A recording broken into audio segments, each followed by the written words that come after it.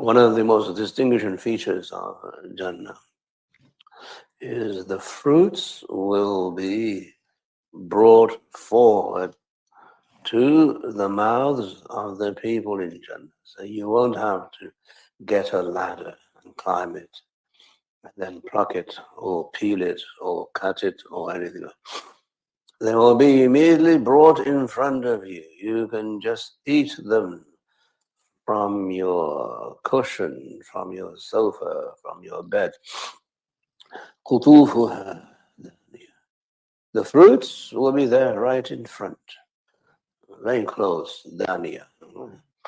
So we see that Allah subhanahu wa ta'ala will make it effortless for people to enjoy Jannah. Okay, this is a theme of Jannah, that you won't have to do anything in Jannah to enjoy life. Okay. Right, so in this world, you have to make an effort.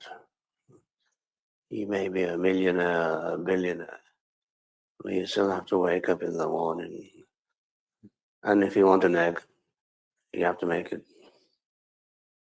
If you want toast, you have to put it in a toaster. If you want tea, you have to make it. In Jannah, dahniya, no, nothing. Yeah.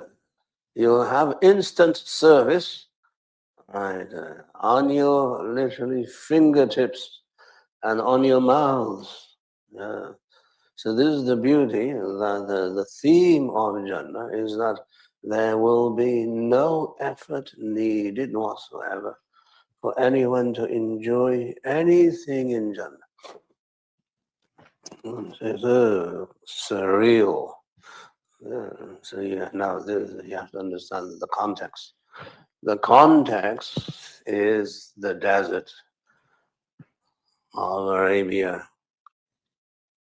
People who live in deserts, when they see that there will be no effort needed to enjoy life, they say, what are you talking about?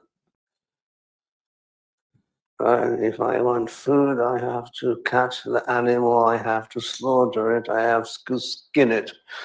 Then I have to wash it, then I have to cut it, then I have to cook it, and then I have to chew it to enjoy it. So what is this place that Muhammad sallallahu alaihi wasallam is promising? So they are mesmerized by the concept.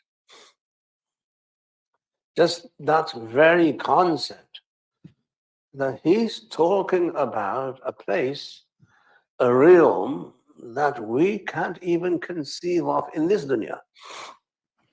So he must be telling the truth.